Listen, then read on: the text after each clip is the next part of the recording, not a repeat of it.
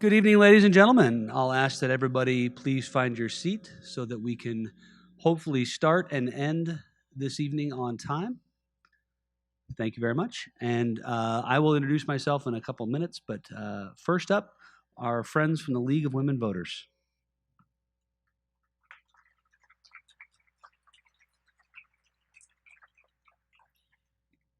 Thank you so much for coming this evening. I'm Jean Richardson, President of the League of Women Voters here in the Spokane area, which is the sponsor of this evening's forum.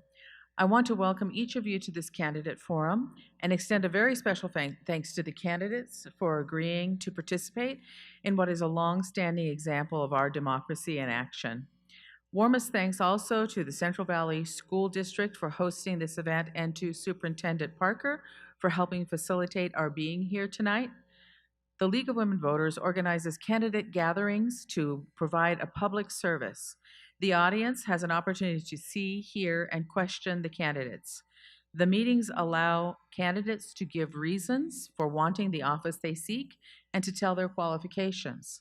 Nonpartisan candidate meetings present the candidates without suggesting that any candidate be supported or opposed.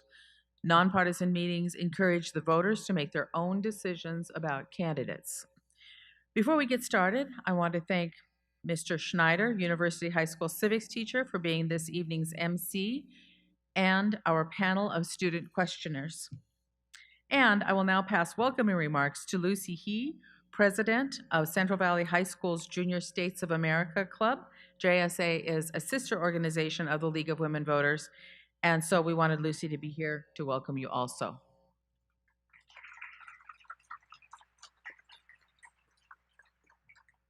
Thank you so much to the League of Women Voters for having us. We're super excited about tonight. As an introduction, my name is Lucy He. I'm a senior at Central Valley High School this year. I'm also the president of CV's chapter of JSA, which stands for Junior States of America.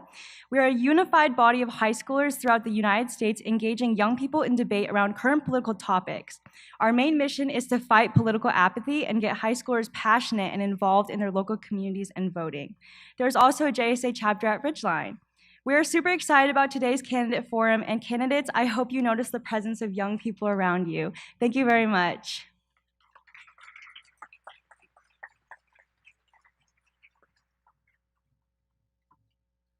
Well, I don't know about you, but I am so glad to have so many young people helping and to make this evening possible. It's a pretty wonderful thing. And as you all know, and I think you all know, we have a pretty wonderful group of young people in our district.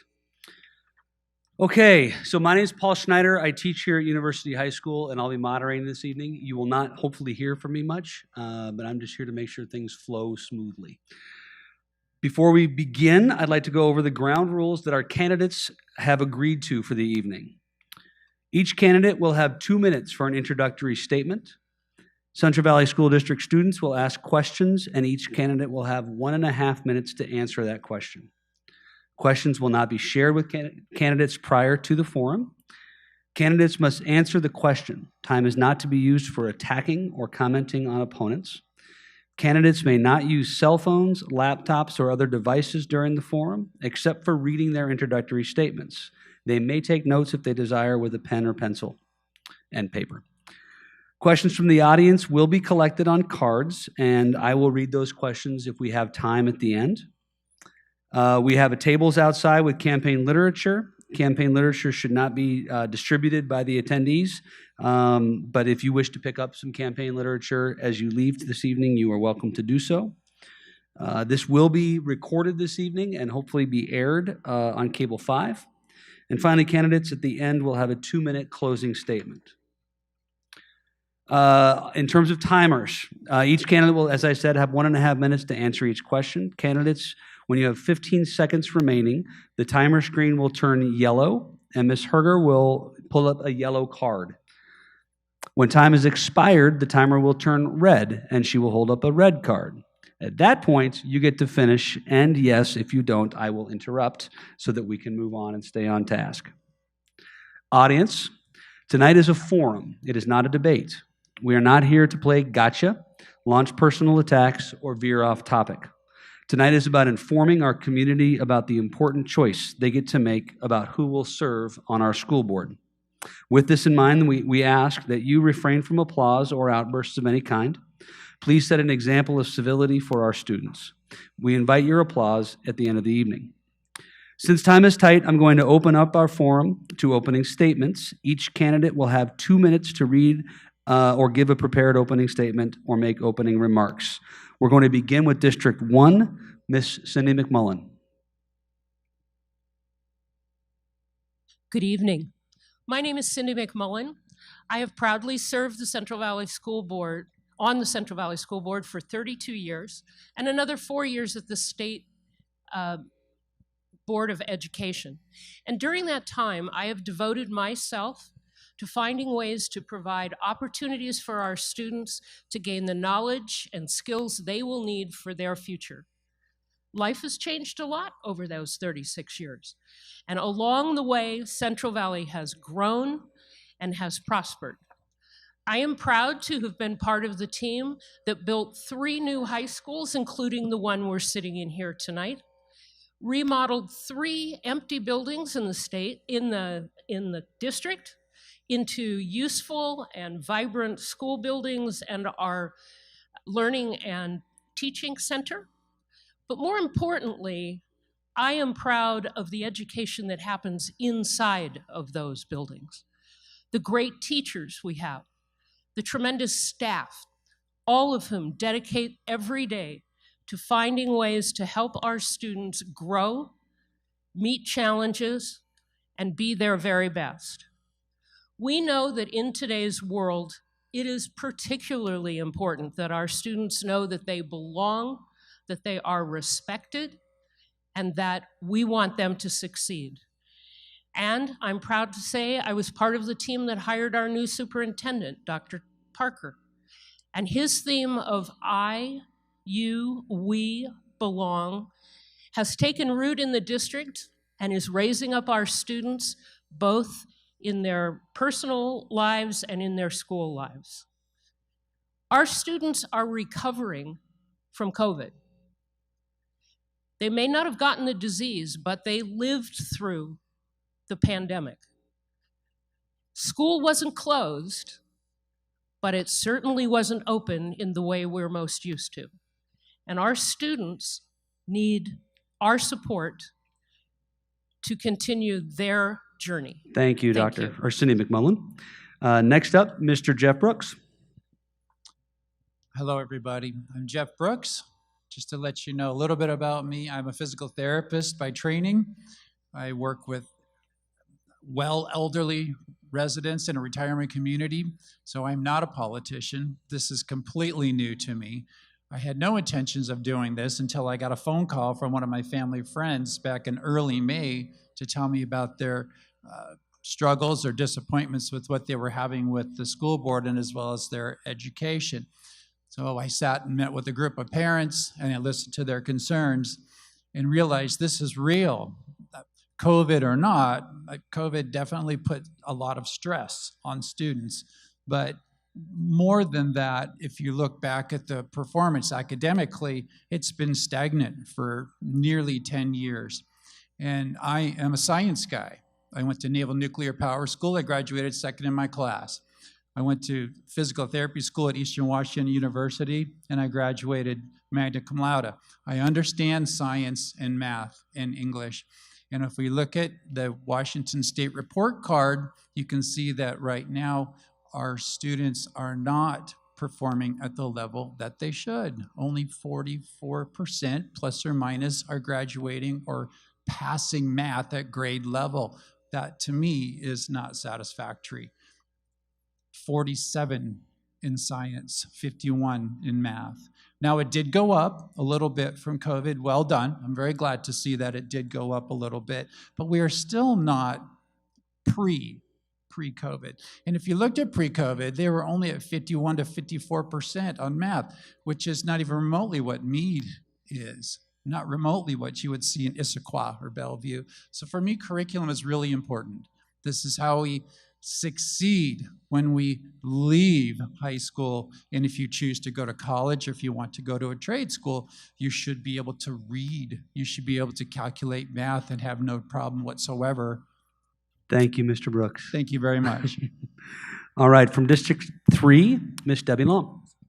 Thank you. My name is Debbie Long, and I'm running for Central Valley School Board position number 3. I've been married to my husband, Will, for 48 years. I have 2 children that graduated from Central Valley High School, both involved, one in athletics and one in band. I have 7 grandchildren and 8 great-grandchildren, and one of my great-grandchildren attend Ridgeline High School as a freshman. Adrian, we love you no matter where you choose to go. So, okay, not my choice. So, but anyway, we do love her, and it makes a difference. During the day, I work for Rockwood Retirement Community. I am their accounting manager, and I'm responsible for all the financials and the my accounting staff. I am heavily involved with the Central Valley Craft Fair, and I've been with the band since 1997. I'm proud to say that we have raised over $1 million for our children to enrich their lives through the arts. My husband and I are also involved with the theater program. He builds the sets and I help along the way. As you can see, fine arts is critically important to me. Academics is not the only way for education. Our children deserve every opportunity they want to be successful in life. We deserve, as a board, to provide them all these opportunities for them to enrich their lives and be successful when they leave us. We must find different pathways in different objects. So I returned to school at age 40, thank you, and to get my bachelor and master's degree. Education is clearly important to me, and I want every child to be successful and have their dream come true. Thank you, Ms. Long. Next, Ms. Stephanie Jerdon. Hello, I'm going to go ahead and introduce myself because I'm kind of the new girl on the block. My name's Stephanie Jerdon. I know it's a weird one. It's pronounced just how it's spelled.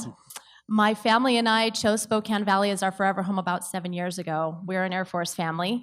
We moved 7 times in 16 years before being able to settle down. But as a former educator, the first thing I did every time we moved was find the best schools. And when we came here, there was no exception. We checked it out, and we chose this community, and we felt so blessed to be here. We have 3 sons. 2 have graduated from Central Valley High School. 1 more is still here in middle school. And before I was able to teach 5th and 6th grades at a Title I elementary school, and then our family was stationed overseas with the Air Force. At that point, I stayed home to raise our sons, but I've always been involved in their education. So as soon as they started school, I returned to the classroom as a parent volunteer. And I've mentored in reading and math. I've taught as an art docent. I've served in the PTO, been a pasta feed mom with the cross-country team and all of that. It's important to me to give back to my community. So not only have I been involved in the schools, but I've found opportunities to serve in other places. I've been a volunteer with our local library and was even hired over the summer to help with the teen and adult summer reading program, which was a lot of fun. I've worked with children, teens, and adults, been able to hone my leadership and communication skills, and I want to bring that and my perspective as a current parent to our school board so that we can represent you and represent the students, to better understand your needs and to be able to meet you where you are. Every student needs to be seen and heard, and every family deserves that too. I want to represent you. Thank you, Ms. Jerdon. And from District 4, Dr. Keith Clark. Hello, I'm Keith Clark. I'm running for District 4, Central Valley School District Board of Directors. I've been on the current board for 16 years. I'm a veterinarian. Have a small business for 28 years here in the Valley. I grew up in rural Idaho, had my undergraduate degree from University of Idaho and a doctorate from Washington State University. I love the outdoors, boating, fishing, and those gardening. I have 7 children. All have graduated from Central Valley High School. I now have a granddaughter at Chester and a little special needs granddaughter at the Early Learning Center. Public education, this has been a tough few years. It's under attack. We see some of the results of that in some of our neighboring districts. North Idaho College. I'm running because we have a proven record of getting things done and helping children succeed. In the preceding 7 to 8 years, we have completed 29 construction projects on time or under budget. We've been wise stewards of every dollar of taxpayers' dollars. In 2015 and 2018, we passed construction bonds with an overwhelming 76% approval rate. By leveraging state funding, favorable bids from community construction companies, repurposing our grocery store, a drugstore, and moving into an office or a vacant building for our offices, we saved the taxpayers $70 million. In June 22, we surveyed 1,000 families with a 98% accuracy rate, and almost 90% gave the district an A or B grade. And mind you, that was the first year out of COVID. Thank you, Dr. Clark. I'm sorry to have to cut you off. We appreciate it. And also from District 4, Miss Anniece Barker. Hi, my name is Anniece Barker, and I grew up in the Spokane area.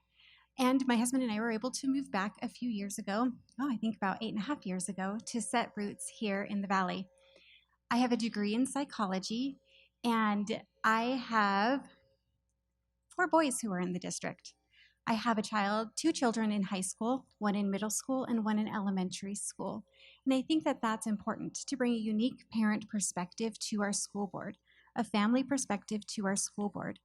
I'm a parent volunteer, and before COVID, I started to help with the PTO. I have been a cooking teacher, an art teacher, and I'm currently the art docent in my 4th graders classroom. So I'm in the classroom with the teachers and with the students. So why am I running for school board? Because I want to bring that family voice to the district. I want to bring representation to the district. I want to bring you to our board meetings so that we can hear what you need and what your students need. A couple of years ago, I was able to be involved with some legislation that came down through our state legislators. And because that legislation was concerning to me, I was able to create an organization called A Voice for Washington Children. And together with other concerned parents, we were able to work with grassroots organizations across the state. I was able to testify before the House Education Committee about local control, because this bill wanted to mandate control over curriculum in our district, and I wanted to make sure that we retained local control. I want to do that for you still. I want to make sure that we have control here for our district. I don't want to give that away. I want our community to know that they're being represented by their school board, and I will represent you. I am excited to be a part of this community even more and serve even more as a school board member. Thank you. Thank you, Ms. Barker. And thank all of you. Please join me, audience, in a round of applause for our candidates.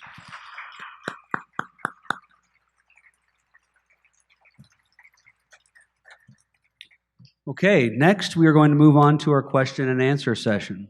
Our students tonight represent our 5 high school programs. They have worked alongside their teachers to develop questions that reflect both their concerns and the concerns of voters in the Central Valley area. We will also take questions from the audience. If you have a question, please raise your hand, and one of our JSA students will hand you a card and a pencil. When you've written your question, raise it high, and they will collect it from you. Cards will be delivered to me, and with time permitting at the end, we will address your audience questions as well. A candidate will be directed to answer the first question. After answering that, if you could please pass the microphone and the question to the person on your left. Just work your way down, and we'll rotate through candidates, each of those questions. The students will indicate who starts which question, and then you could just move it on down the row. So students, when you begin, please introduce yourself. We'll start on this end at University High School. Students, please state your name, your grade in school, and what you are most passionate about at school. Hello, my name is Avery Dunham. I'm a senior at University High School, and the part of school that I'm most passionate about is the future of my education and the education of my peers. Hello, I'm Ethan Swatsell from Spokane Valley Tech. I am a senior, and I am super passionate about the extracurriculars and unique opportunities offered at Spokane Valley Tech through its involvement with the community. Hello everybody, my name is Haley Elkins and I am a junior at Micah Beek High School, and I am most passionate about the community service that our school offers. Hi, my name is Paige Van Buren. I'm a senior at Ridgeline High School, and I enjoy our chemistry and history departments at Ridgeline, as well as our performing arts programs. Hi, my name is Danner Smith, and I'm a senior at Central Valley High School, and I'm most passionate about being a student athlete. Thank you all. Okay, our first question this evening is going to start with Avery from University High School. Former President Truman once said, "Without a strong educational system, democracy is crippled. Knowledge is not only key to power, it is the citadel of human freedom." Do you believe this is still true today? Please share your position on the role of public education in a democracy. Is education's purpose still to protect democracy, or does it serve a different purpose? Ms. McMullen, please go first. Thank you so much, Avery. As a lawyer, I know that the law is highly important in our community and in our country, and education is the underpinning of the law. We know that we have a democracy that we need to protect and defend. And the best way to do that is to be educated, to be knowledgeable, and to be involved. And public education is for all to be a part of our country, not just some, but everyone. And that's why it's so important that we educate every student where they are, meeting their challenges, building on their strengths, and giving them the finest education that we can. It is the bedrock of our democracy. And in times as challenging as now, it is even more important. Perfect. Oh, you can pass it along or keep going if you want. Okay. I will let her get the timer organized. I'm just going to go. I will gently remind the audience that we do not live in a democracy. The United States is a constitutional republic, and that's vastly different. One is ruled by law, constitutional republic. A democracy is ruled by man, mob rules. So that's important. When we say the Pledge of Allegiance, we say, "And to the republic for which it stands." It's vastly different. Now, on to the question. It's important to understand that Washington state law, Article 9, says we are required by law to provide a high quality education for all of the students. And that's critical to your success as you move out of this. This isn't the real world. This is almost Camelot in a way, because you're not having to be forced to earn money to pay for your rent and things like that. So it's important to take advantage the best you can with what's offered to you here. Get the best physics, get the best math, get the history, get the science. Take those classes because it's critical to how you think later on when you move into college or trade school or whatever you choose. The beauty of the United States is that we have choices. This is what the Constitution's all about. We have choices. So if you're fully educated and you feel confident where you're at, you could certainly do anything you please. Thank you. I would say education is the bedrock of our society. It does enhance your life. It does make a difference. I returned to school at age 40, not realizing what I was missing. You know, it does. It helps. Those teachers opened my eyes to what the world was all about. I had the critical thinking schools, the education that gave me the thought to know what is right and what is wrong. Your education will always make a difference in your life, whether you continue on to college or go into the trades.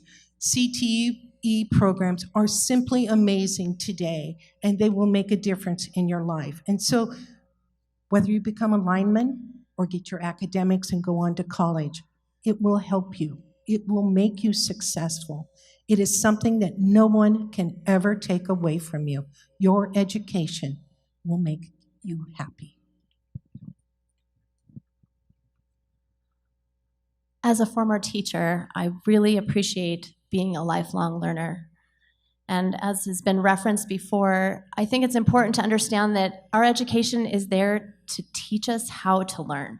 Because what we learn here in school together is only going to be the beginning. But for you to be able to critically think, to ask questions, and to know where to go for good sources will help you throughout your life. You'll be able to make choices that will influence you and influence the world around you. And part of learning about this whole democracy thing will involve becoming a good citizen. I love that what was important to you was also doing community service. That's a big part of learning too, to reach out into our community and be able to understand how it works and understand how to work together. Being able to cooperate with one another is part of that learning process too. All of those little pieces work together to our benefit. And as was said, this is going to be what makes you successful in your life as you start off together with us.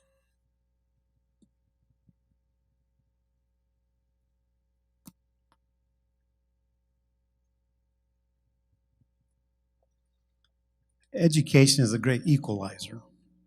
No matter where you come from, what station you're in life, rich, poor, whichever community you come from, education allows you to change, to rise above or come out of where you're at. No matter our founding fathers, as communities were established, a priority, one of the first things they did was build schools and establish a learning pattern for their children and for those around, because they understood that that was how they were going to grow and improve. Like many have said, what we learn in school will oftentimes be forgotten. Times change, new things are learned, but learning the pattern of learning will allow you to change and improve. No matter what profession you go into, my profession, things change often. You're always having to learn new and different procedures. But if you have the foundation of learning, then that will allow you to continue to learn. We are blessed with a democracy that we have the freedom to learn. We have the freedom to choose what we learn and where we learn. I'm grateful for what education has done for my life. Thank you.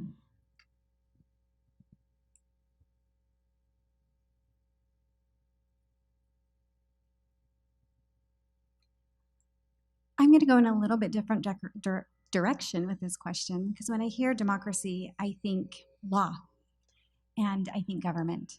And I was so excited to become involved in the legislative process in our state a few years ago. And then I was even more excited to know that our school board is part of that legislative process. Because when you have information, you're able to help and improve the government of your community, of your state. And I think that is so important. When I got involved in that legislation, I wanted to make sure that everybody had as much information as they could, as much education as they could, so they could be good voters, so they could make their voices heard. And as we engage our students in their education process and being able to grow that love for being involved in the legislative process through an example of a school board who's heavily involved in legislative process and advocating for their community, to me, that is ultimate power. That is the ability for us as citizens to be able to have that voice to make our community what we want and not what somebody else wants. So I'm very excited about the opportunity to help build that in our schools and in our school board so that we can be more involved and governing ourselves and helping with that process. Okay, next question. What does inclusion in schools mean to you? If elected, how will you help ensure every student feels included in the CVSD community? Mr. Brooks, please go first.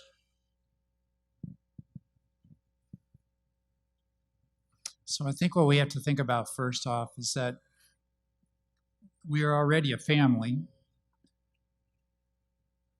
Coming from home, your parents spent a great deal of time helping raise you to be kind and courteous to people around you. It's important to listen to what people say. It's important to sometimes step back and try to understand where they're coming from. What shoes are they in? What is their home life like? It's important to just listen to each other, because I see that doesn't seem to happen so much anymore. It seems like we're talking at each other, but we're not really listening to each other. So building a community, and I think I understood you right, trying to build a community. First thing that's most important, let's just listen to each other. Let's sit down and talk and listen and understand where people are coming from. We certainly see in our nation that's just not happening. One side is very strong about this issue, the other side 100% opposed to it, and there's no middle ground. We have to just sit down. In the old days, it used to be, I vote Democrat, I vote Republican, and we'd have our little debate, and then we would be done, and we would go play baseball and have a barbecue. That's not really happening so much anymore. So I think the greatest thing is actually listening. I think we all need to belong. If I feel safe at school, that encourages me to learn more. If my tummy is full, with the meal programs, I will pay more attention. All children deserve to be safe when they come to school and feel like they are here and belong and create lifelong friends. It is important for all of our society to, like you said, listen to each other, talk, have that conversation, because we will come into it with a different review. And then as you listen, you might change your opinion. But belonging is so important to our students, and it makes a difference, and they feel powerful, and that will help them with their education.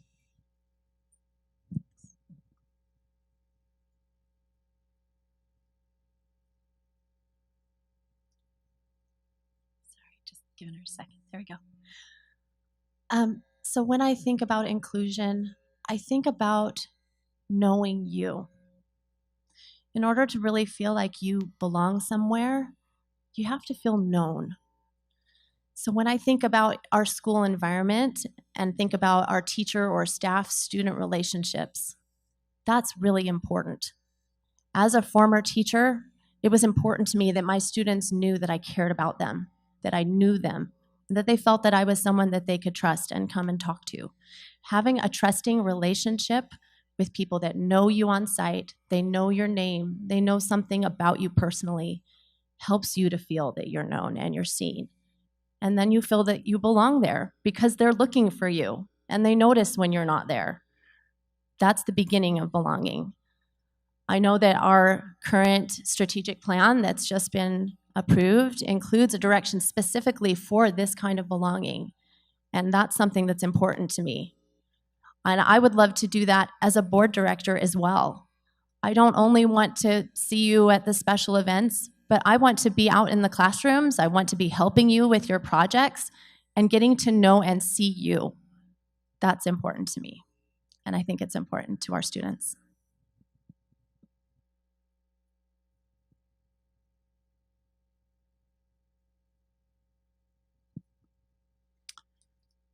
I think following the example of you guys, our students, you are far more open-minded, inclusive of your fellow students, differences among one another. I'm always in awe on how inclusive and how accepting you are. As we began this initiative last year with belonging and IU We Belong, I remember specifically at CV, they decided that they needed to put all the announcements in all the languages that were spoken in their school. That impressed me immensely, that you thought enough of your fellow students so that they, and realized that they were missing out on some things and ensured that they were included in it. I think also is the pathways that our strategic plan. Education has a defect, I think. We tend to judge everybody by a test score. Well, not everybody is good on tests. That's not always the way that people can prove that what they know. And I think pathways, we need to determine pathways and find different ways for kids to determine their learning. And then they again feel successful or belonging.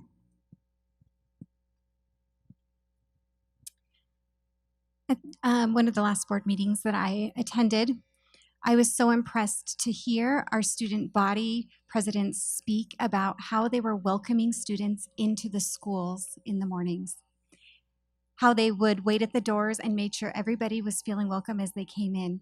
And that impresses me greatly. What a great example. I want that example to just run through our schools like crazy at all levels. But I also want to make sure that we're doing that as a board too, that we are also including our community in what we're doing so that we can be an example in reverse to the students of what inclusion means and making sure that everybody's viewpoints are heard, everybody's views are seen, and that we are working together. One of the things that I have heard several times is a great example of inclusion that our students are doing. And when the teachers hold a basketball game or something against maybe our special education kids, and the whole student body comes to cheer them on. And the students I talk to about this feel like that is the greatest moment of the school year, where they all felt like they could come together and support fellow students inside their school. I want that to be the feeling of our schools and for our students constantly, all the time, where we can band together and remove divisiveness and come together as student bodies and as a school board.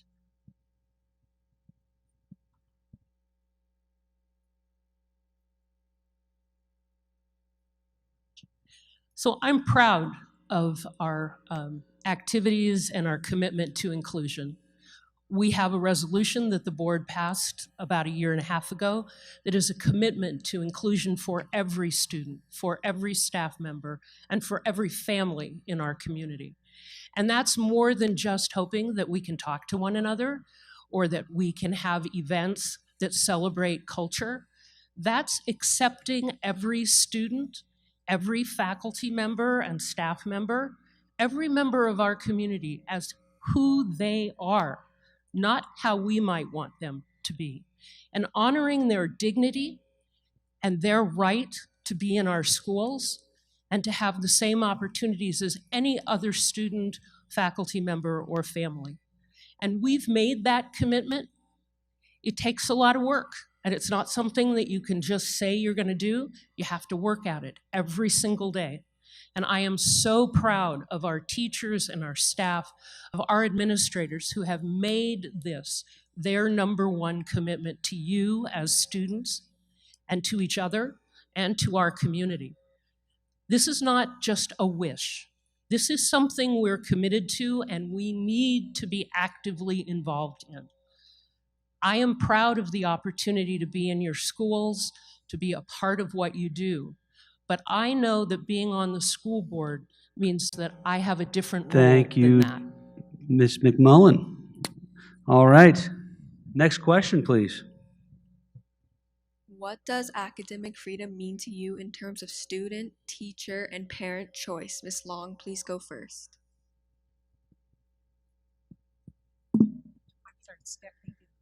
Would you mind repeating the question? Just speak a little bit closer to the mic. What does academic freedom mean to you in terms of student, teacher, and parent choice? Ms. Long, please go first. Thank you. Academic freedom is the right to learn everything that you can. There are curriculum choices that we have to honor because those are set by OSPI and the State Board of Education. But we have choices in other classes, whether we go, take a CTE class, how about drama, speech, and others. It makes a difference in our life, and we should have the right to choose. I don't like a prescriptive education, but that education will enhance my life and make a difference for me. You have the right as a parent and a child to pull your child out to choose what programs that you want your children to participate in. But you still have the basic credentials that we are directed that you must follow. But take your alternative classes to enhance your life, to make a difference in you and your success.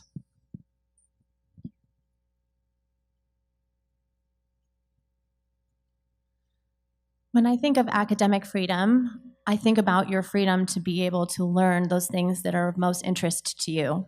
That's why I really enjoy the idea of having as many electives, as she mentioned, CTE courses, and options for you to pursue your interests as you go about your education. Every student should be able to find something that's their passion and be able to seek after it, something that really gets you excited about school. There's nothing worse than feeling like it's drudgery. You have to be there, you have to do your homework, you go there, you come back. You want to be excited and fired up because that's what's going to help you be successful and actually internalize the things that you're learning. Every student should be able to find that thing, whether it is an extracurricular activity that hopefully ties you back in because you know you need to do well on your school work in order to be able to participate, or if there are electives or other pathways that get you excited. But I would like to see every student be able to find that thing that is their passion and be able to pursue it. Also, it can include other items like clubs. I love the idea of being able to continue your education through the things that you're learning through your clubs. I've watched as so many of you high schoolers have found ways to use your clubs as vehicles to be able to continue to learn those things that get you excited. We want to foster all of those options for you.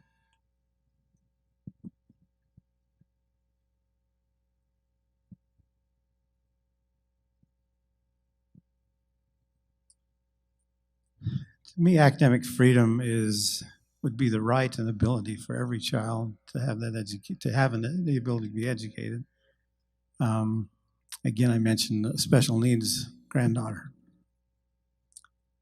There was a time in education that we didn't educate everyone. We didn't educate those that were disabled, those that maybe took more to educate. Laws have been passed. Some of it's unfunded mandates, but they all now have the freedom to gain an education and be taught at their level, at their abilities, and achieve what they can at their levels. I think additionally it comes into sometimes socioeconomic, that we provide orchestra, we provide drama, we provide these things for no matter where you come in. That's what I'm proud of with public education. When we get into private and charters, they don't always provide those things for everybody. They don't even educate some of those individuals. Academic freedom is the freedom to have those choices and to be educated. Thank you, Dr. Clark.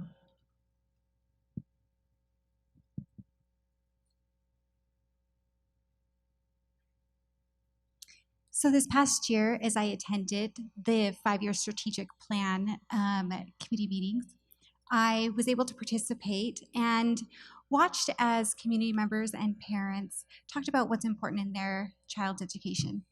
And a huge amount of our community is interested in life skills and interested in trade skills, because not every child is college bound.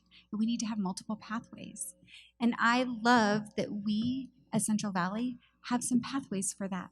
I'd love to expand upon those pathways so that we have more options for our kids who might not be college bound, who might want to be ready for their career right out of high school so they can start to pursue their passions.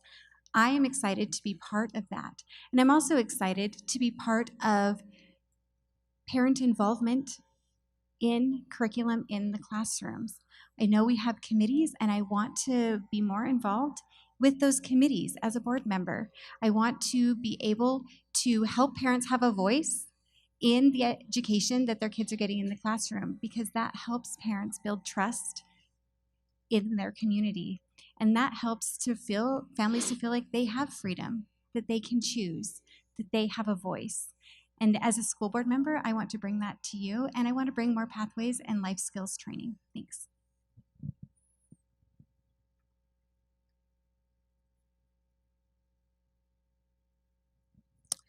So for me, academic freedom is the opportunity for students to know the truth, to have fact-based education, to have well-researched curriculum, and to be able to, as my colleagues have said, choose the classes that inspire them. It also means, however, that we have to be sure that we have processes in place, that our curriculum is good and strong and is fact-based and is researched and is not just opinion. And it is important to me that we not have censorship, but that we have our students able to discern what is truth, what is honesty, what is actual fact, and to be able to critically think about what they know and are learning. And we know that's going to become even more important as we have generative AI, as we have media that tells us differing stories, as we go forward in our lives. And what you will see in your life are things that we can't even imagine yet. So you must have the freedom to choose, but you must also have the facts and knowledge and the discernment to be able to make those choices.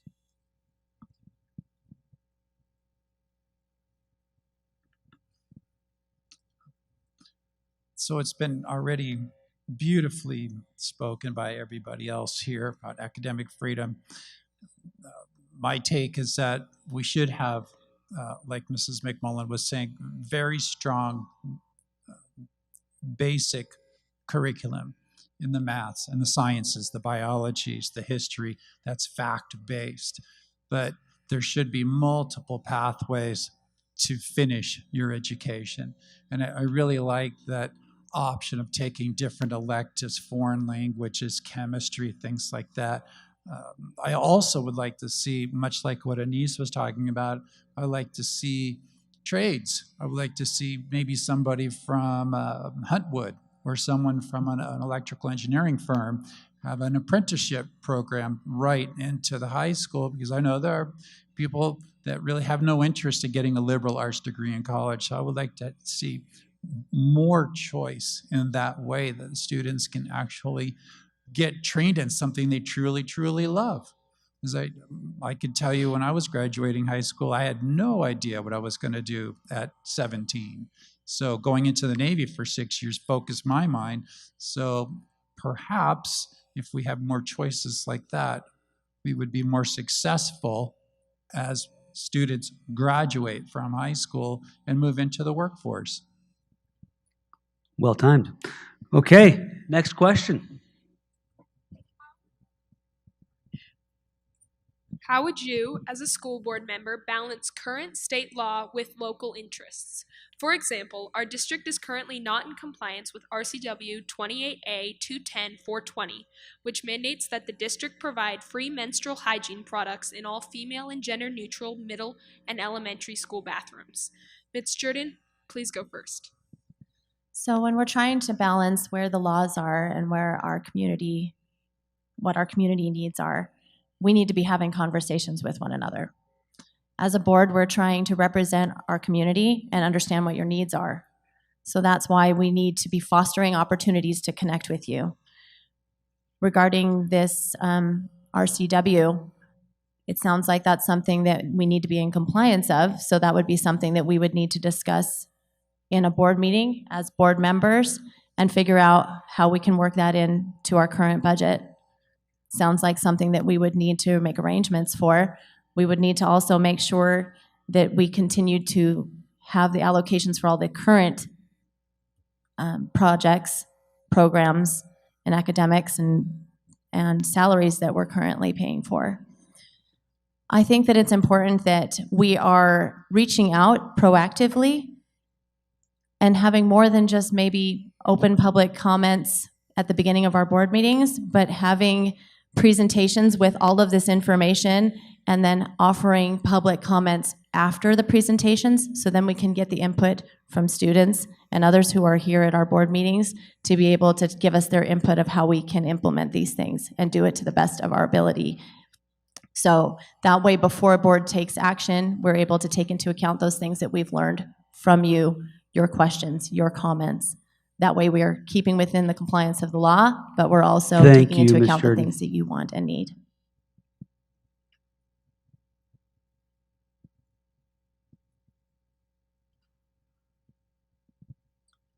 I think the best example is the way the district currently handled their comprehensive sexual education curriculum. Despite the efforts, that became law, and we were left with the need to be compliant with the law.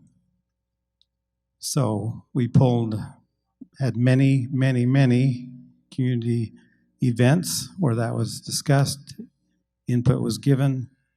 We pulled together community committees that then went through the different curriculum options, trying to tailor the law. Our community's caught, or the curriculum's caught between the law and the community.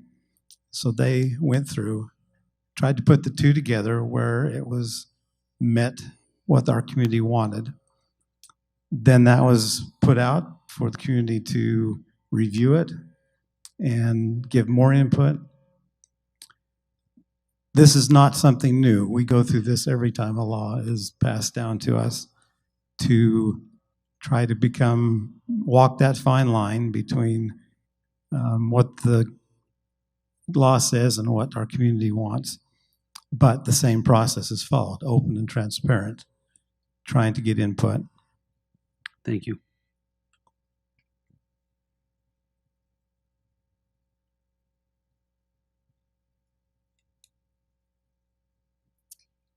As a school board member, you get to become a member of the Washington State School Board Directors Association, and you get to have a say in policy creation for your school district.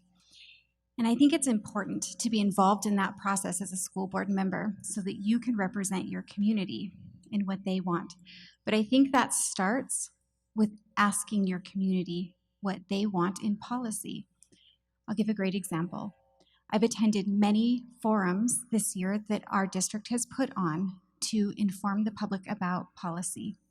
But those forums were put on after the policy had already been voted on and passed, not before. I think that we could do our community a great justice by having those discussions before we pass policy as a board, so that we can consider the input of our community members before we create policy. And I don't think we need to just rubber stamp policy that comes from across the state.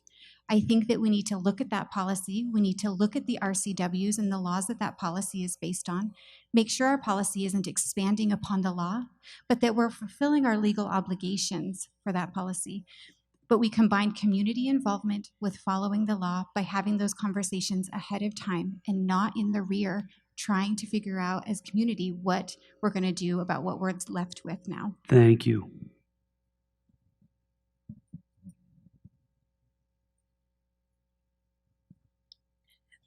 Thank you. So policy is how the school board operates. That's how we follow the law. And policy is something that the current school board has advocated at the state level and the national level very effectively. And we work with the Washington State School Directors Association to find the best policy that meets our local community circumstances and wishes. And we have had a long history of going out to our community, whether it's in a survey whether it's through a telephone survey, whether it's in forums before we make our decisions. All of our board meetings are broadcast. You can attend either in person or virtually, and you can comment on anything that is being considered or that you would like to have considered. Our agendas are public from the week before our meetings. We are all available to anyone who wants to talk with us about any issue. We are doing these things now, and we have been doing them through the entire time that I've been on the school board. And as a result, we have curriculum that is not, that meets the needs of our community and still Thank meets you. the needs of the law.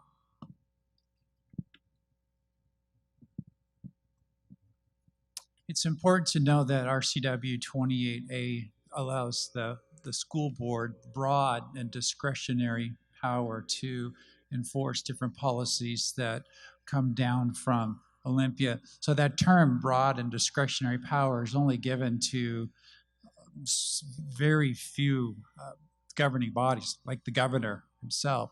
So school boards are nearly on par with the governor and how they're allowed to implement their policy.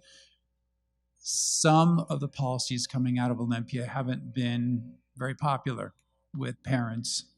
I've seen the school boards, I've seen the meetings.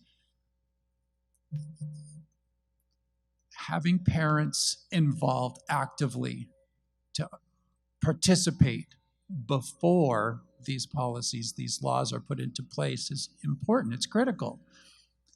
It's very frustrating when you don't find out about a policy until 2 or 3 months later, and then you're being told this is what's going to happen. I think meeting with parents and having that conversation, are you okay having these products in my second grader's bathroom? I think that's important to understand. That seems a little young, but if parents agree with that, that's fine, as long as we have the conversation. So as a school board, it's important to manage those issues wisely. Thank you. I took an oath when I became a school board director to follow the law. And if we're not following the law, I have one employee, and that is called the superintendent. So we must take our issues to the superintendent, and often we do. We have a conversation with him to say, we need to change. We need to do this. Our community is asking for it, and it is part of the law. That is critical.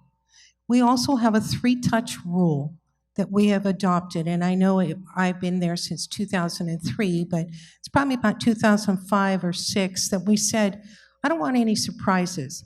I want to see and touch these policies, these rules that are coming down at least 3 times, because often when you're hit with it, you don't really understand what it's all about. And 1 a.m. in the morning is not the time to call the superintendent. So you need to follow the law. You need to set the policies. Both Cindy and I have served as your Washington State School Board presidents.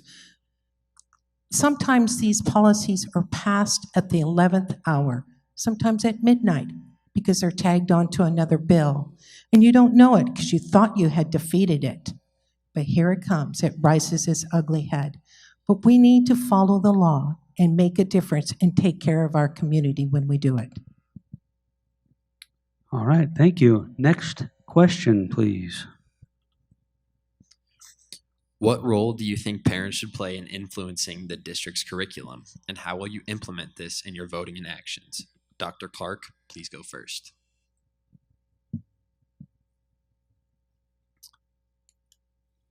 I think we have an ongoing procedure, policy, procedure, action started 2007 when we initially started the first math curriculum that I got on the board, where parents were involved. A committee is formed for any curriculum in the district. On that committee is our business, parents, staff, educators, They spend an inordinate amount of time just looking at the best practices for educating in this, whether history, math, science. Then that committee has input on which curriculum they choose. They usually pick a couple of them. And then those curriculums are piloted in our school districts. So the parents have an option there to be involved. It's usually open then to public review. Parents also have options to review that curriculum in the classrooms, what's being taught. We do have now districts developed a new online opt-in, opt-out, so that parents are more involved at that point. Thank you, Dr. Clark.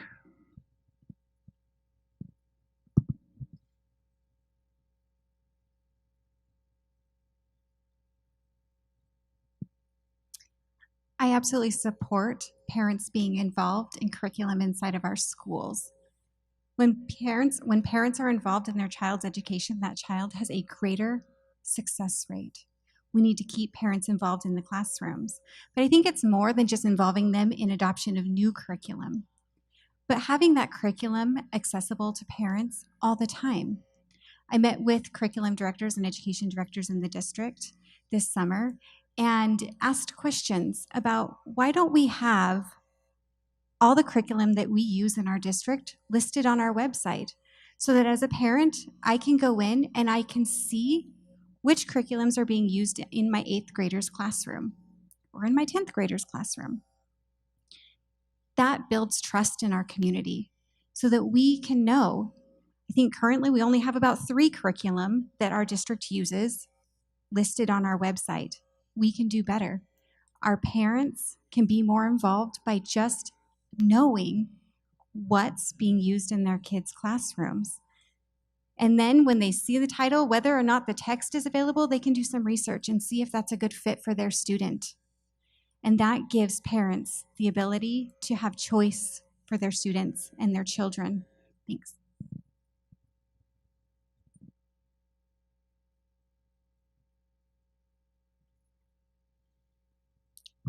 There we are. Parents do have the opportunity to review any curriculum that their child might be involved with. We've just updated our parent involvement policy, and that reaffirms that parents have the right to see the curriculum, to know what their students are being taught. All they have to do is ask. And part of the issue is that especially at secondary level, middle school and high school, different teachers use different source material. We may have a basic curriculum, but every English teacher doesn't teach the same books. But that English teacher has that full syllabus available to anyone who wants to see it. By interacting, connecting with teachers, by parents reaching out, I know our teachers reach out and offer that connection. This is a two-way communication. And our teachers are more than willing to work with our parents. You have the option, if a particular book is not one your child wants to have, or to read, or to be with, you can ask for an alternative. All of these things are available. We just need you to become involved enough to know what it is that's available.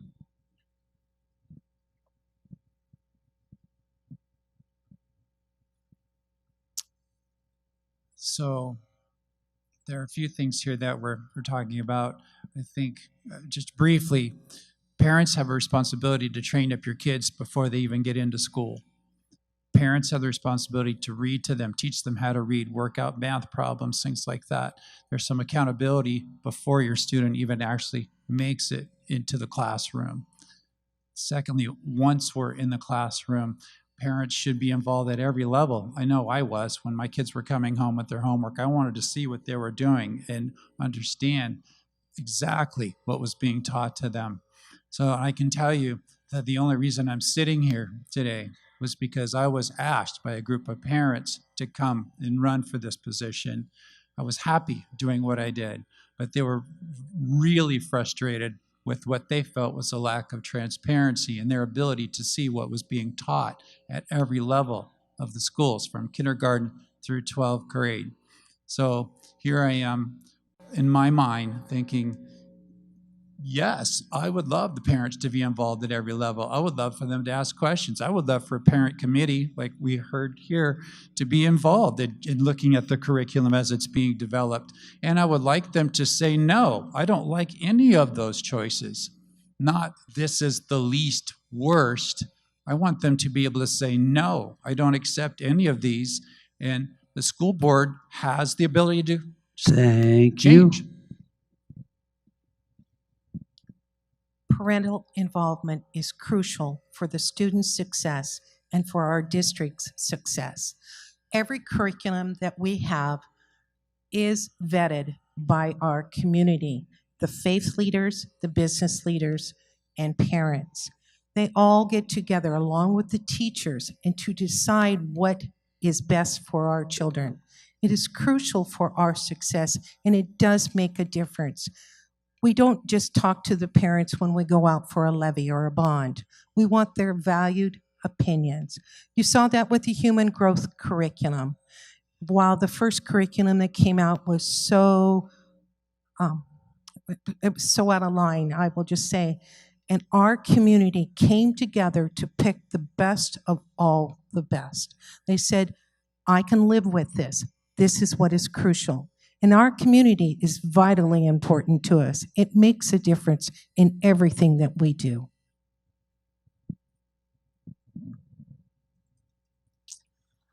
I absolutely agree that our parents do need to be involved in the process of curriculum. I also think it's important that we have a specific chosen curriculum, especially at the elementary level, when it comes to the curricula for science, for social studies, and not only for language arts and math. My understanding is that we do not currently have an overarching curriculum for all teachers to follow. That would mean that each teacher is kind of just following the standards and doing it themselves. And that shouldn't necessarily be the way that it is. It should be continuity across the board so that we know that all the first graders are getting exactly the same education. And that should definitely be the case for our secondary students as well. If our 9th grade English language arts classes are each looking differently, each reading different books, where's the continuity there? Do we know that every 9th grader is going to be coming out with the same education? So if we don't already have these curricula in place, perhaps we need to.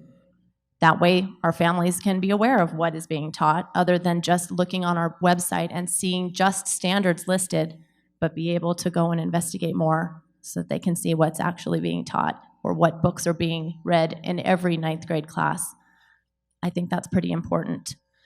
Right now, if you go to the website, there aren't any for the secondary students, but mostly just standards listed. That doesn't feel very transparent. Parents want to be able to be quick and easy. They're busy, and to have to put in a special request might be just too many steps. Thank you. Okay, next question. As you are aware, our levy funding is 14% of CVSD's annual budget, allowing us the privilege of having so many extracurricular activities. Please describe your position on continuing levy funding in the coming years. If you no longer support levy funding, what would you cut in order to stay within CVSD's budget? Ms. Baker, please go first.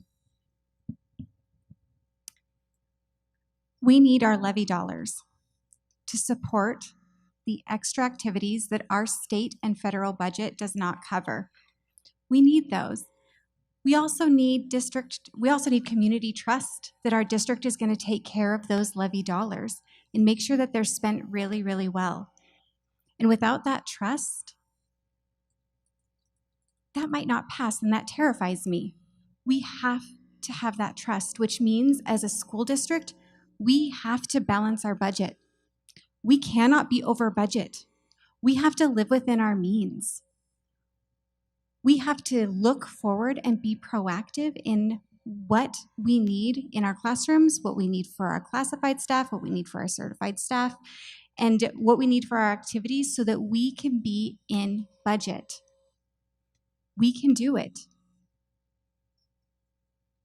If we don't do that, then we lose the trust of the community. We need those levy dollars to support our kids. I am in support of the levy, but I am very, very in support of making sure that our district is responsible and accountable with our tax dollars, because everybody is expecting us and needs us to be responsible for those things.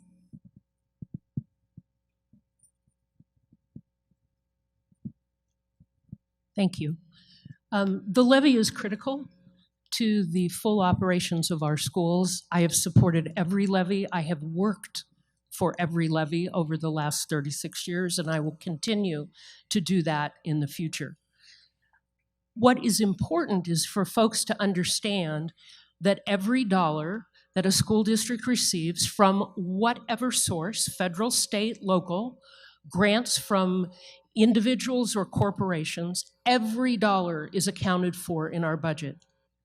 Yes, there is a 200-page document, and that's because it accounts for every penny.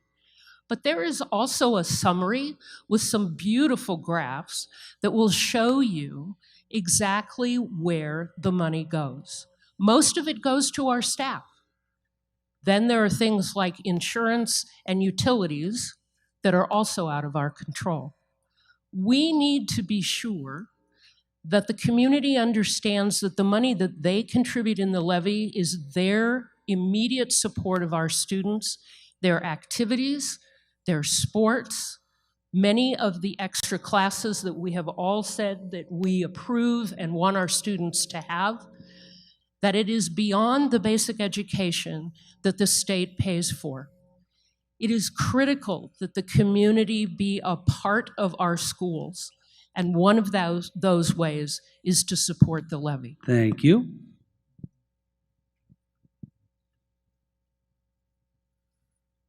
It's important that we are good stewards with the money that's been given to us, no matter what. As a businessman, homeowner, husband, we need to manage our money well. So if you track cvsd.org and you look at where the money's been spent this past year, the budget, I know these are absolute dollars, but the budget was amended 3 times. So $229 million to $236 million to $249 million, where Dr. Clark mentioned that that last $12 million would be pulling back from next year's budget to balance. So I think it's awesome that we've got a 200-page document that tracks every penny, but there seems to be waste or something is happening. Why are we amending the budget all the time? Regarding the levy,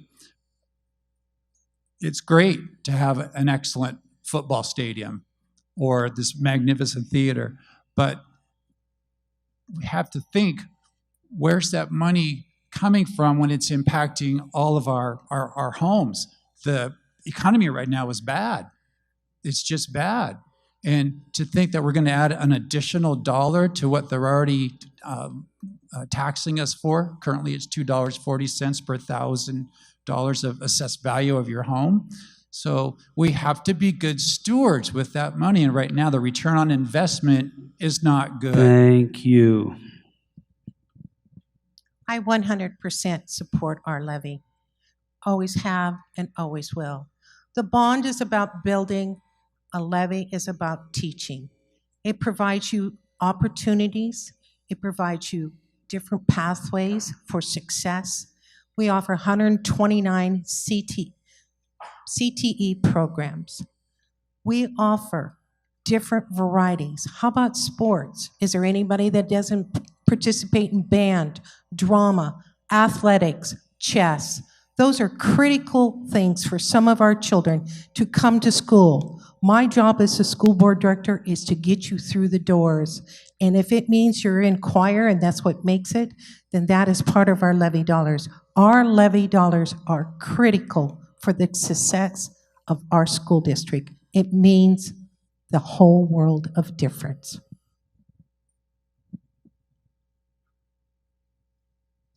I also support the levy. I understand that its dollars are supposed to also contribute to our extracurriculars. What concerns me is that with levy dollars and budget money, talking to current parents, I'm hearing that those who have students participating in things like cheerleading and football and marching band are still paying upwards of $600, $800 out of pocket. And that's even subsidized by all of the fundraising that's been going on for all of our schools. I've been watching as everyone's been doing their fundraisers and fun runs, and that's awesome. Been raising thousands of dollars. I love it. But it does beg to wonder, how come we're still giving this hardship to our families? This should be something that's equitable to all of our students to be able to participate and to do so without a hardship, no matter of their free lunch status. So that's something to look at, is how much money is being currently put towards these extracurriculars, but how much are they really costing? And if there's a way that we can balance that so that those options to participate are a little more available with a little less hardship to everyone. That kind of transparency is important, and we would need to look at that as a board and make sure that our community understands so that they know we're working for them.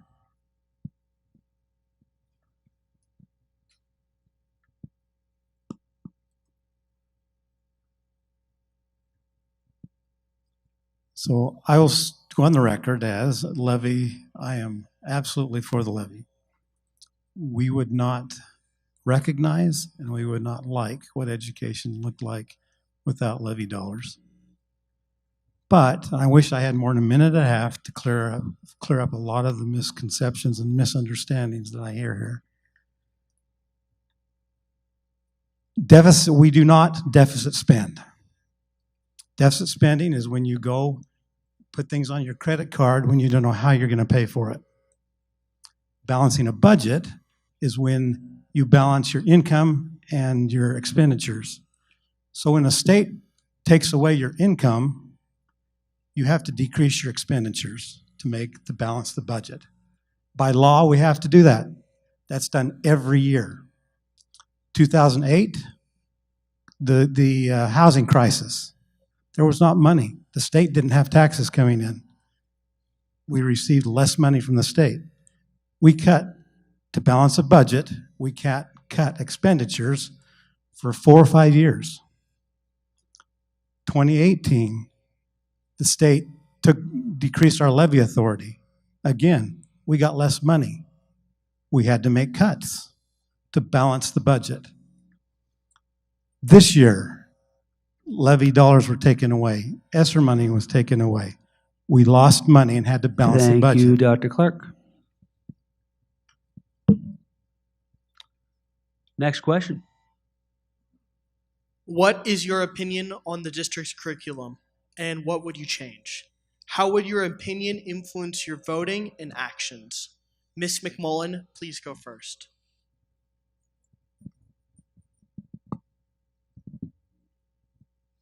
Thank you. The curriculum is the core of the school district. It is what we offer you all as an education. And we work hard to make sure that it is current, that it is research-based, that it gives you lots of opportunities to do research, to find your passion in the work that you're being asked to do. I would love to have the funding to be able to expand the options that you have. We've worked very hard to give more pathways. We're very excited about both the mastery pathway, which is coming, and the performance pathway. I would love to have more electives for you. I would love to have more options in your math classes for you. One of the things that I'm excited about in the new strategic plan is that every curriculum and every program in our district over the next year will be evaluated to see how well it's working and to see how effective it is. And with that information and with your input, we should be able to determine whether the curriculum we're currently offering is good for you, whether you want something more or different. And I would encourage you to either become a part of or to encourage the folks that you know to become a part of the Student Advisory Thank Committee you. that the Sorry, Dr. McMullen. superintendent is forming.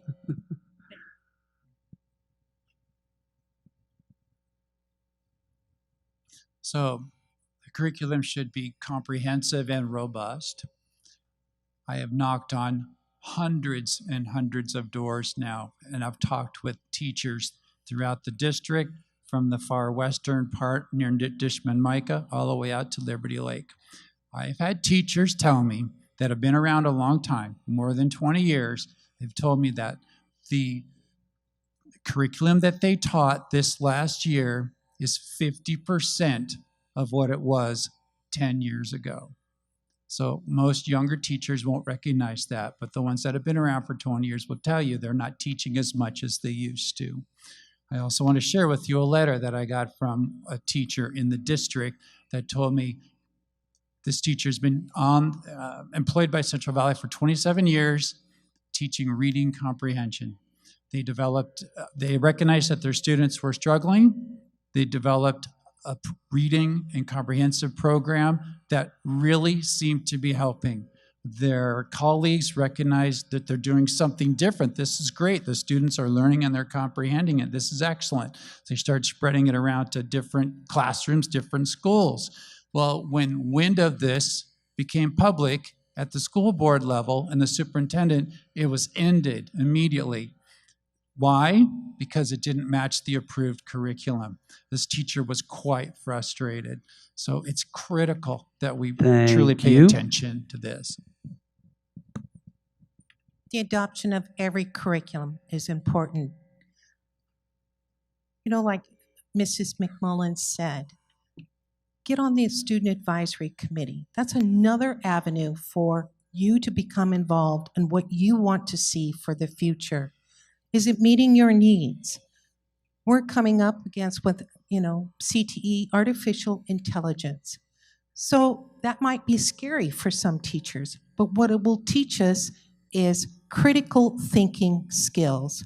Artificial intelligence will write that paper, but is it really you? Did it make a difference? Our curriculum needs to stay focused and on time. And it also needs to be the 20th century. History is history. We can never change it. We need to learn. But as other things come about, we need to look at that new curriculum, get everybody's input, and adopt it to make a difference. You are entitled to a quality education, one that will lead you to the future.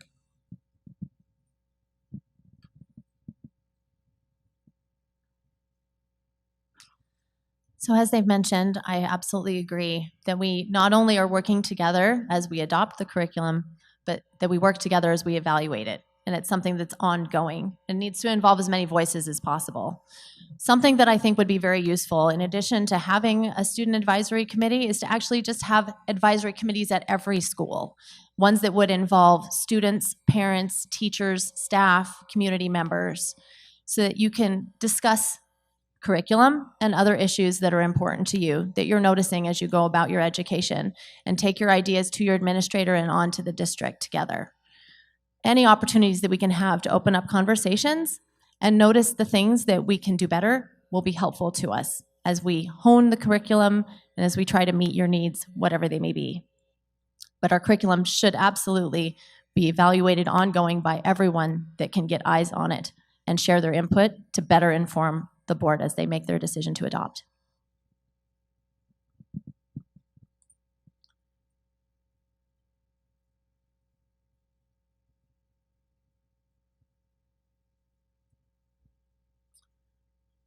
Curriculum is the backbone, I guess, to your learning. It is how you, with fidelity, determines what you're going to learn. One of the things I appreciate with Dr. Parker as he's come in is to make sure, and this is a red line in the sand that he's made, that every teacher teaches the approved curriculum. We don't go off of it. And that ensures fidelity, that from one end of the district to the other, that curriculum is being taught with fidelity. For an example of how much goes into these curriculum developments, currently they're working on an ELA curriculum, an English curriculum.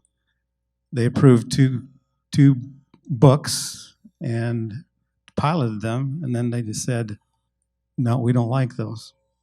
So they're now back reevaluating and starting over. This is not just something that's thrown against a wall to accomplish. There's a lot of work and a lot of science and a lot of effort that goes into these adoptions. But you as students, hopefully it's benefiting you with that fidelity.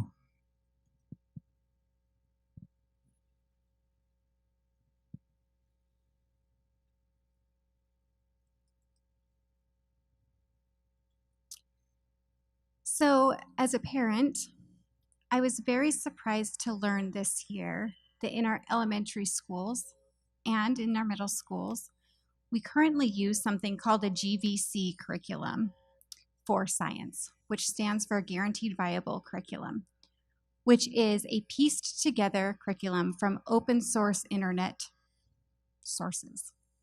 We don't have a science curriculum in our elementary schools. And in my child's 6th grade middle school class, also it's a GVC curriculum. We can do better than that. We should have science curriculum in our elementary schools. I was also surprised to learn that social emotional learning got more minutes of instruction in our elementary school classes than science. We can do better than that. We need to have set curriculum adoption for more than just a few of our subjects. We need to focus in and make sure that we're adopting really good curriculum. We need to look at other districts and see what they're using. If they are having huge amounts of success with a curriculum, we should be looking at that and see what's working for them, and then look and see if that fits our community. Thank you. Next question.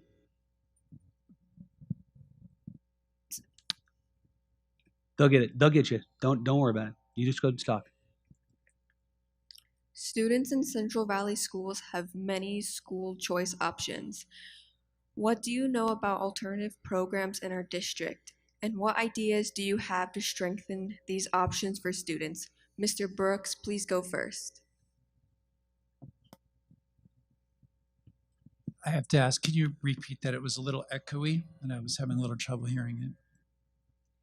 Students in Central Valley schools have many school choice options. What do you know about alternative programs in our district, and what ideas do you have to strengthen these options for students? Mr. Brooks, please go first. Okay, thank you. I just was Navy messed up my ears a little bit.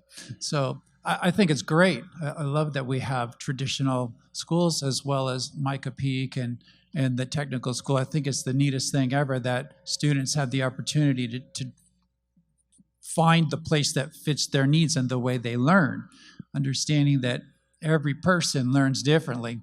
Some people learn visually, some learn by hearing, some learn with kinesthetics, of having their hands on.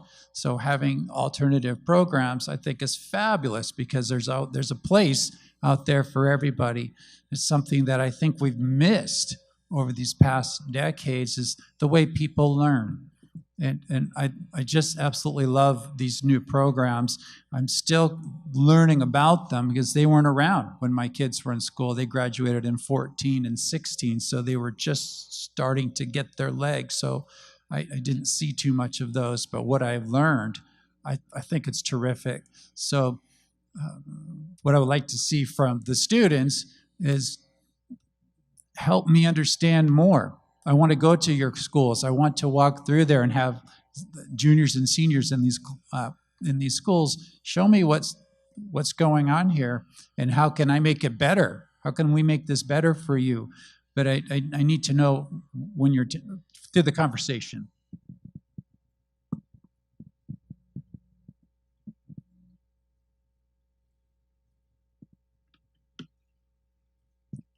Well, We currently have 3 traditional high schools. Spokane Valley Tech is where we can go for CTE classes. Micah Peak has an opportunity, to bring back my credits that I missed. We have online learning. How about virtual learning? We have many avenues that can help you succeed and help you graduate. We currently, I believe, offer 129 CTE courses. That's career and technical education. I'd like it to be 200. Things are changing. It's a whole different world out there. Cybersecurity. Every time we are hacked, I want you to take over to help me because I'm going to need it. There are so many different avenues out there that we probably can't even think about. I mean, like I said, artificial intelligence. Who would have thought it was going to write my paper? Who would have thought that that's going to make a difference in my life? But it will in yours, and that's what's important. We need to be searching for other classes that are on the horizon that we don't even know about to help you succeed. All high schools are important. It will meet your need. If that's what you need to be successful, we need to be there to offer that opportunity. We need to change.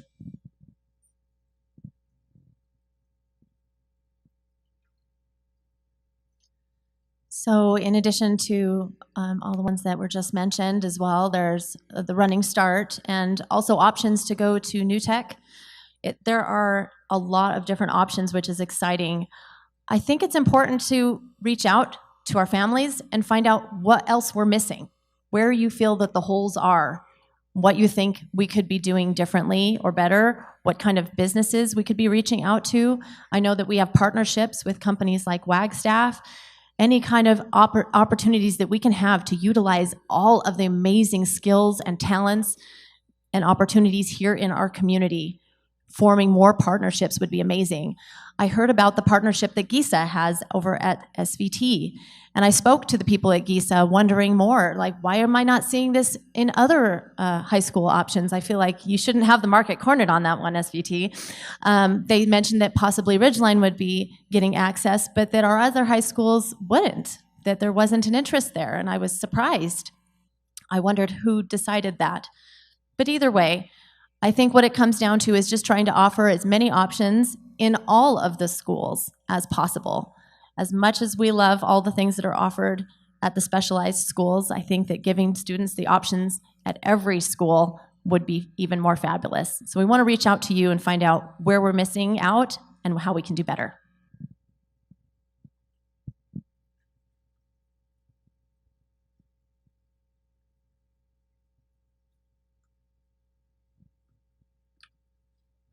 As has been mentioned, Central Valley has a lot of options.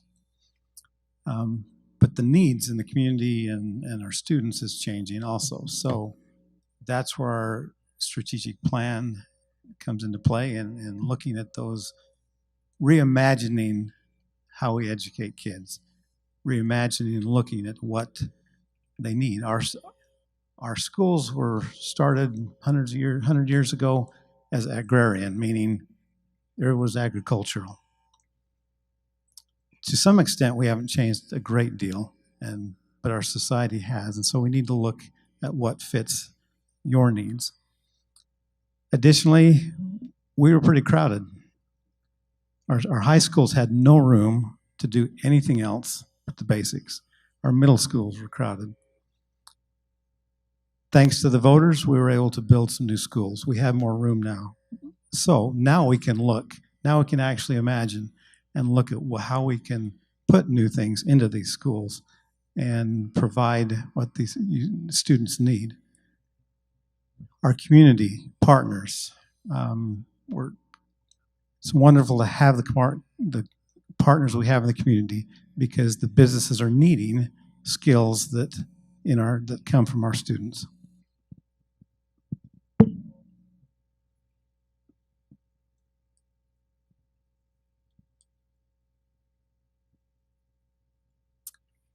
I love that we have options in our district. My own son attended SVT, and so we have firsthand experience with one of the school options. And we got to choose and choice into that school. And I was very, very happy with the ability to do that. And I want everybody to be able to have those options. But I want to make sure as well that all of our schools are getting the equal attention that they deserve. Equal opportunity for programs, equal opportunity for funding, equal opportunity for space so that they can have those programs. And I want to make sure that that's available to all of our high school students. I also see a need to expand our Running Start program to make sure that our upper level secondary students, 11th and 12th graders, have options for more choices than just two. Currently, we only have 2 options for Running Start. But what if your student wants to attend a university outside of those 2 options? I think that we have lots of families in our district that would love more options for more extended learning. I myself and my family, we wanted a different option, and it wasn't available. So we can extend that, make sure that we're offering all these programs at all our high schools as much as possible.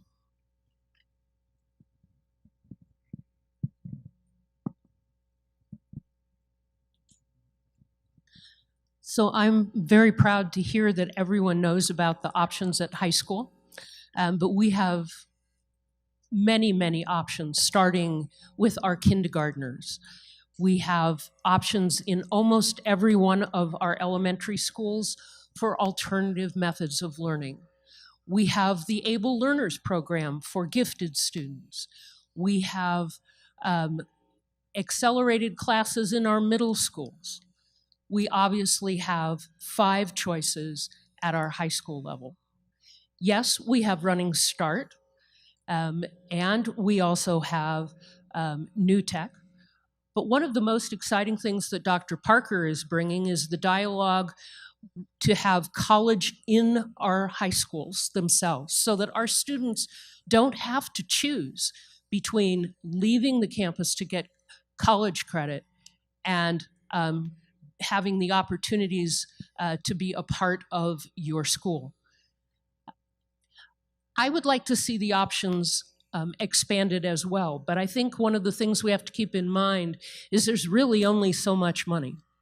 And so what we do is we work with the students and the faculty to see what it is that is wanted at those particular schools. And then we use what that response is to help us decide what classes are offered to you, what options might be available. A lot of it has to do with what you want. And in that, we need you to keep telling us so we do better. Okay, so we are getting close to the end here. We're going to try to lightning round the last 2 questions. So I'm going to ask candidates to do your very best to try to limit the next 2 answers to about a minute, because I want you each to have a chance to give your closing statements. So we have 2 more student-oriented questions, so please do your best to try to limit to a minute. I will gently nudge you at that moment, and we'll keep things moving as quickly as we possibly can. So we have 1 more question from Ridgeline, and then we'll finish with Central Valley. Go ahead, Ridgeline. RCW 28A 405 108A requires teacher evaluation results to be used in all human resource decisions. Our district did not meet this requirement last year when non-renewing teacher contracts. That decision affected a lot of teachers at my school and the other schools as well. How would you address this issue in the future? Mrs. Long, please go first. We evaluate, the principals evaluate all teachers. Last year was an exception. We lost the ESSER dollars, and the state did not fund us as they had promised. And so there were a lot of contracts that were not renewed, but there were also a lot of teachers that after 35, 40 years decided to retire. So that was some of the options that we had. It is critically important that all of our teachers are evaluated, just like I am at work. We're evaluated to make sure that we are teaching the proper curriculum and meeting the needs of the students. That's what's important. I agree that all the teachers should have an opportunity to be evaluated, and that we can ensure that they are doing the very best that they can for each of you. I think the thing that I would do differently if such a situation were to come upon us again is to make sure that we're communicating clearly to you, the students, and to our community of what is pending on the horizon. If we have to make tough decisions so that you aren't hurt and surprised and confused and anxious, knowing that you're going to be losing teachers that you cared so much about and that you know were doing such a great job for you. It's not what we would want. And we would want to do everything we can to reassure you and comfort you, let you know that you'll be able to keep your programs, that won't be something that you'll lose, to keep you informed and try to make you a part of this so that you can understand the position that we can be in. But absolutely, we should evaluate them regularly.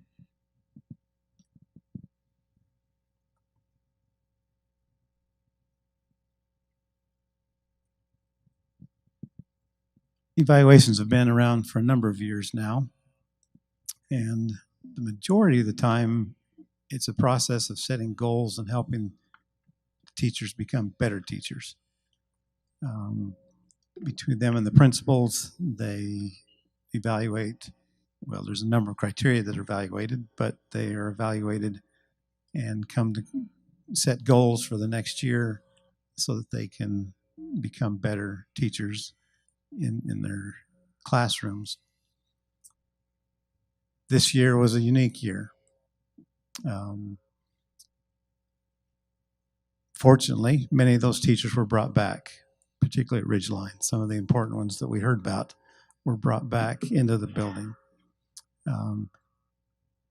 Most of the teachers, the ones that haven't been brought back, there's many of them that are now subbing for our district, and those that aren't. Sorry, Dr. Clark. That darn clock. Go ahead.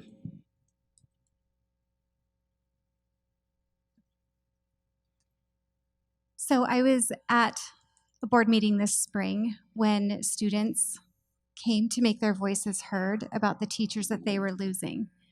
Those students sat on the street corner to protest against losing teachers and programs because they weren't told what was going on. And I loved watching them stand and share their feelings with the school board. What an amazing ability that they had to come and make their voices heard and to advocate for their teachers and their programs. My own son lost his third grade teacher in the layoffs this past year.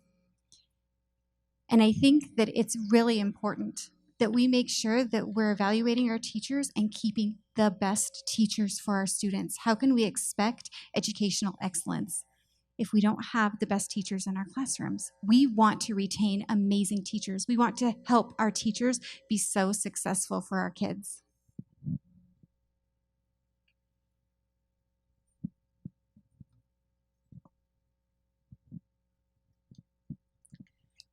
So we do evaluate our teachers every year, and we did follow the law. What happened was the convergence of two things. One was that we had teachers who were called provisional teachers. They had not been with us more than 2 years, and their contracts were subject to renewal or non-renewal. When we realized that we did not have the funding to continue employing those teachers, we followed the law and did not renew their contracts. Yes, every teacher that I've met is an amazing teacher, and we would have wanted to keep every single one of them, but we didn't have the funding for that. No program was lost. There are qualified teachers, highly qualified teachers in every program in the district, and none of those were reduced or shut down. Thank you. We had to move teachers, that's for sure. Thank you, Cindy. Thank you.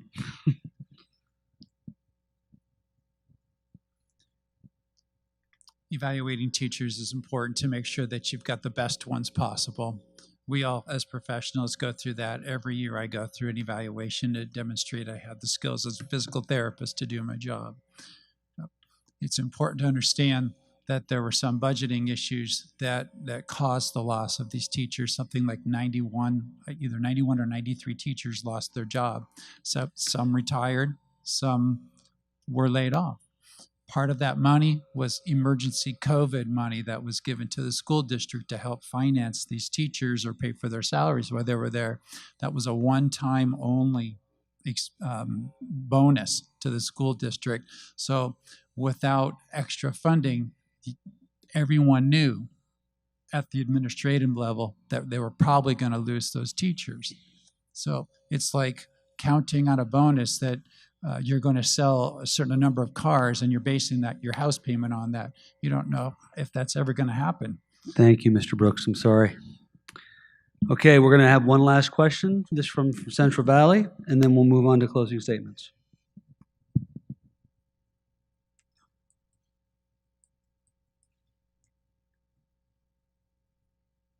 Try that one more time. There you go. Do you believe that indoctrination is a problem that our school system faces? And if so, how do you intend to address it? Ms. Jerdon, please go first. I think it's important to understand that everyone is going to be bringing their own perspectives to the classroom, whether that's students or teachers. I don't believe that that's something that we're going to say, yes, this is something that everyone is doing. Certainly people are going to share their opinions, and we may not always agree. I don't know that it's fair to call it indoctrination.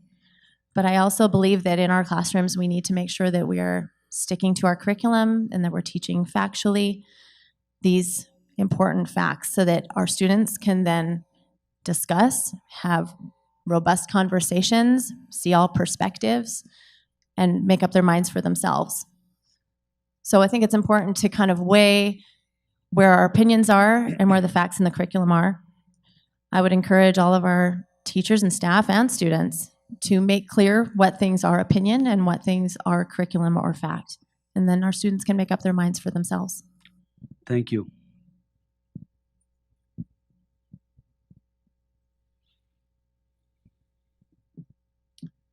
I don't think that there's indoctrination going on, but I think many of the points we've already covered with curriculum that's vetted, that's adopted, that's approved, and then viability to that curriculum will ensure that those things aren't happening. The teachers need to, I think the best teacher would be one that you don't know what side of what they're political leaning on or anything about them, because they're teaching both sides and not letting you in on that.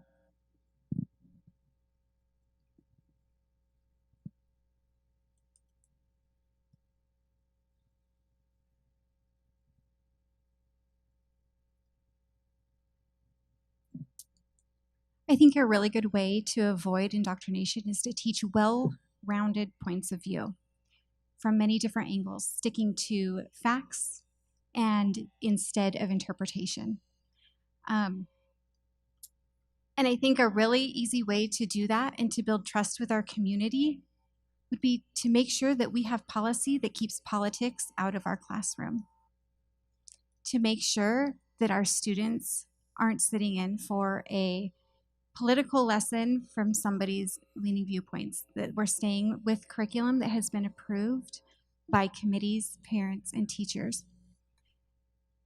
We need to stick to academics and not worry about the political leanings of what's going on around us, but making sure that our students have really good academic success, math, science, and reading.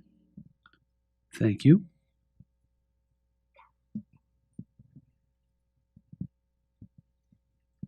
No, I don't think indoctrination is going on in our schools. I think what's happening is that you, our students, are receiving a fair and broad education that is robust and is rigorous.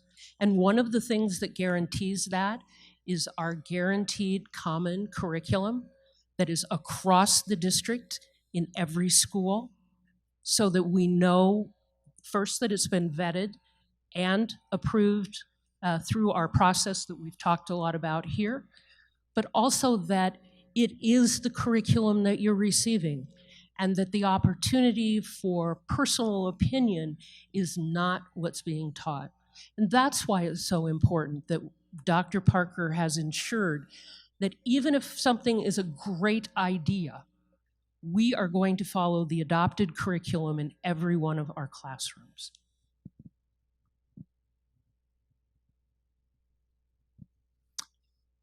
As I've been knocking on doors in meeting voters all over the district, I have heard over and over and over that I'm taking my kids out of the district and I'm moving to Idaho, Montana, Texas, because there are certain things about the curriculum that are being taught. My kids are coming home with examples of all the hot social button topics, the boys and girls bathrooms, the transgenders, and these different things that are so socially hot buttons right now.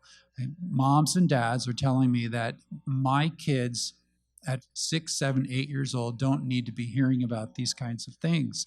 Their young, impressionable minds are brilliant and they pick up on these things really fast. So if it was one parent, I would, okay, maybe he's a little too sensitive. I've heard this a dozen times. Something is going on at the school level that parents are not happy about.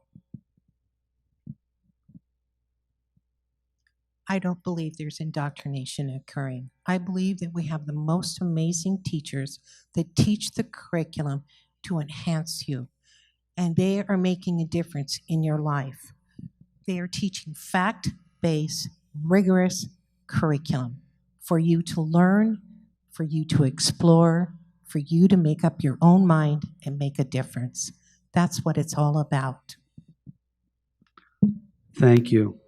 So we have run a bit over, and so I appreciate the patience of the audience. I'm going to unfortunately leave you slightly disappointed because we're out of time to answer some of the questions that were wonderful from you.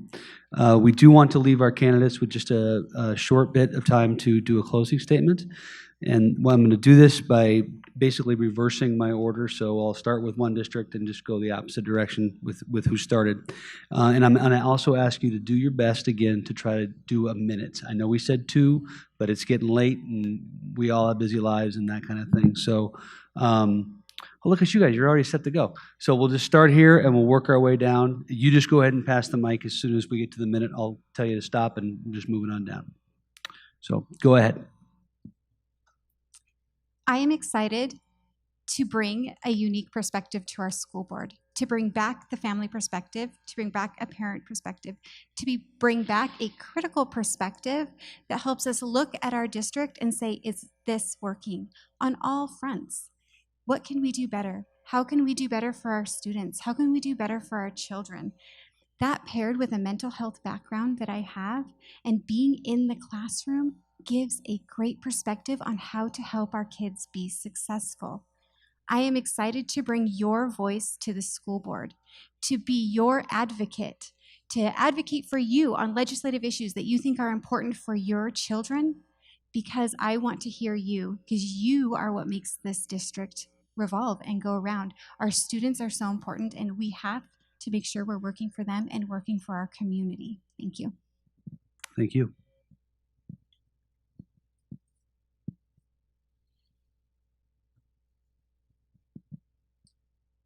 It's been a privilege to serve on this school board for 16 years and see all that we've accomplished, all that's changed, to have the experience going forward.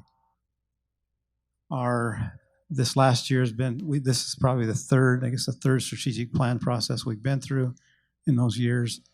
And this was an exciting process to go through and get input from the community and charter things for the future. That strategic plan will charter the next 5 years with high standards, providing challenging opportunities for our students, creating safe learning environments where students have a sense of belonging. We're not looking back. We're not reliving the COVID years. It's been exciting to see this test scores. Our children are back. They're back in their classes. The teachers are teaching. They're learning. They're moving forward. And that's where it should go. Thank you, Dr. Clark.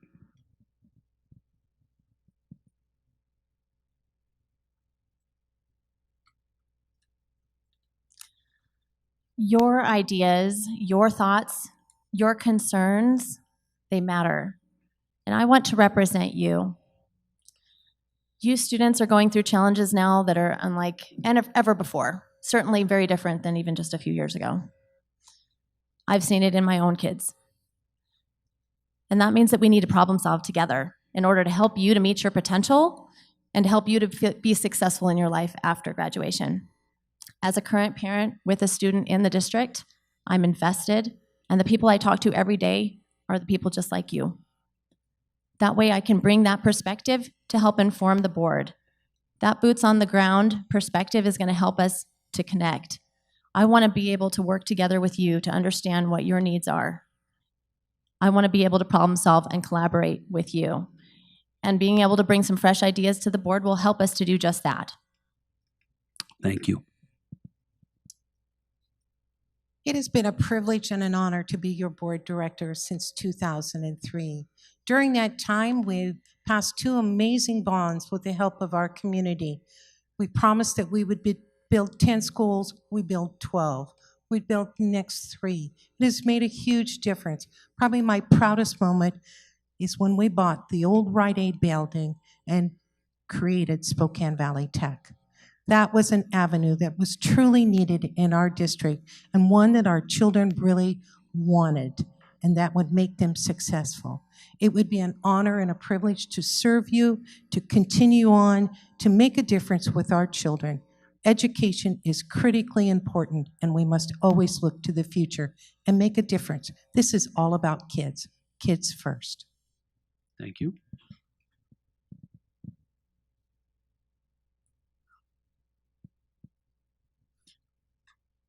So I think the larger overarching principle of all of this is accountability and transparency.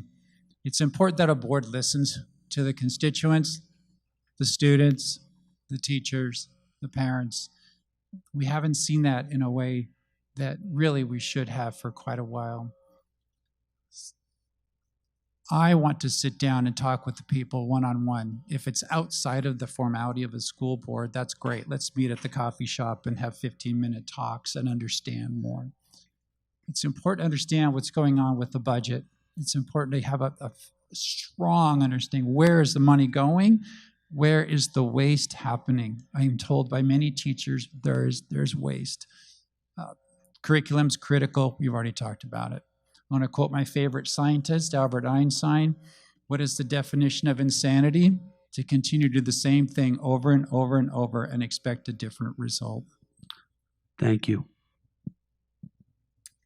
Thank you for being here tonight and for listening to all of us and for your wonderful questions. I'm running for re-election because I want to continue the great work that's going on in Central Valley School District. I've been a part of it. I've heard people say that they hope we can do something, and I can say to them, we're already doing that. We're already involving our parents in our curriculum adoption. We're already offering that kind of option, including apprenticeships and career technical education. And the highest academics, we have students who have gone to West Point, to Stanford, to other first-tier colleges. At the same time, we have students who have become linemen and firefighters right out of our schools. We are doing for our students what they need. And wanting to do it is different than having the experience and having done it. I would be honored to have your vote to continue to serve the students of the Central Valley School District and this great community.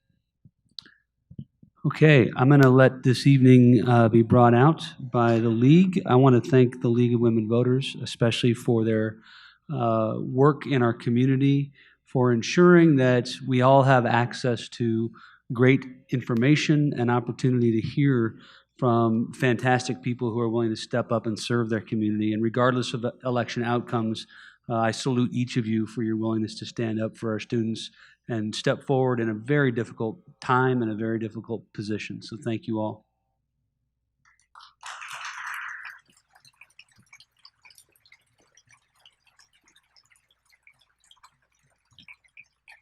My remarks will be quite brief in the interest of time. We've just thanked the candidates. Please join me in thanking the students for the questions that they asked and for being on stage this evening. And the JSA Club members for all their help this evening. Ballots will be mailed by the election office this coming Friday. Remember to vote and stay engaged. It's not just enough to be registered. Use that vote. On behalf of the members of the League of Women Voters of the Spokane area, thank you all for coming and good night.